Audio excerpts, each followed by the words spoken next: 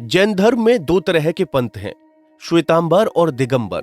दोनों ही पंथों के साधु और साध्वियां दीक्षा लेने के बाद कठोर जीवन जीते हैं।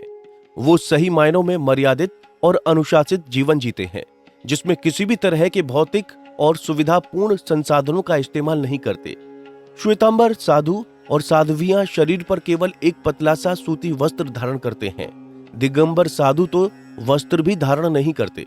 हाँ, इस पर जैन पंथ की साध्वियां जरूर एक सफेद वस्त्र साड़ी के तौर पर धारण करती हैं।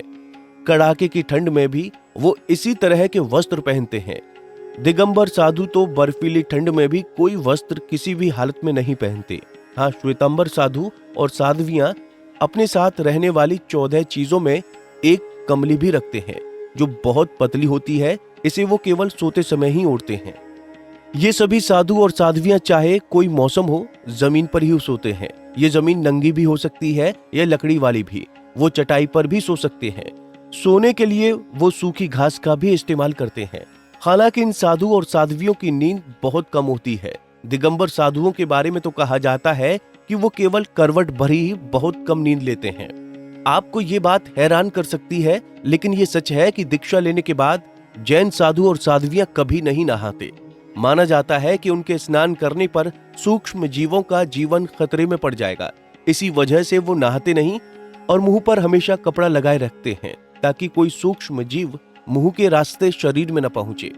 कहा जाता है कि स्नान मुख्य तौर पर दो तरह का होता है, बाहरी और आंतरिक। सामान्य लोग आमतौर पर पानी से नहाते हैं, लेकिन जैन साधु और साध्वियां आंतरिक स्नान यानी मन और विचारों की शुद्धि के साथ ध्यान में बैठकर ही आंतरिक स्नान कर लेते हैं। उनके स्नान का मतलब होता है भावों की शुद्धि। जीवन पर्यंत वो इसी का पालन करते हैं। हाँ, साधु और साध्वी ये जरूर करते हैं कि कुछ दिनों के अंदर गीला कपड़ा लेकर अपने शरीर को उससे पोंछ लेते हैं। इससे उनका शरीर हमेशा तरोताजा और शुद्ध रहता है। जैन भिक्षु सभी तरह के भौतिक संसाधनों का त्याग कर देते हैं और बेहद सादगी के साथ सारा जीवन गुजार लेते हैं। यहाँ तक कि विदेशों में रहने वाले जैन साधु और साध्वियां भी इसी तरह से कठिन जीवन बिताते हैं। ठहरने का आश्रय और खाना जैन समुदाय उन्हें मुहैया कराता है, या वो जैन धर्म से जुड़े मंदिरों के साथ लगे मठों में रहते हैं। तो दोस्तों, उम्मीद है आपको हमारी ये जानकारी पसंद आई होगी।